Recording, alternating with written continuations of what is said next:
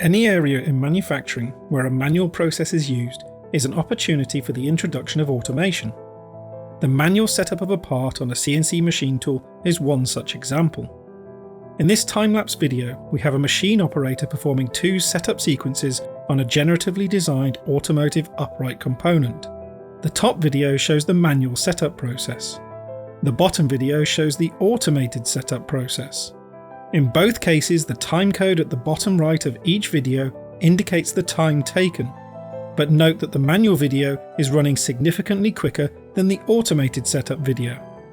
Even for an experienced operator, this process is difficult and time-consuming to do manually, using tools such as digital test and coaxial indicators and Z-axis presetters to locate the part, all whilst carefully jogging the machine and adjusting the part to position it as accurately as possible. The result is that the machine is underutilized, sat idle and not cutting parts, which eats into profit margins. Automating the process with the use of software and a machine tool probe combats this. By programming setup sequences offline and running them as quick, repeatable and accurate NC programs, profitability can be maximized as machine time can be better utilized for production rather than wasted through workpiece setup.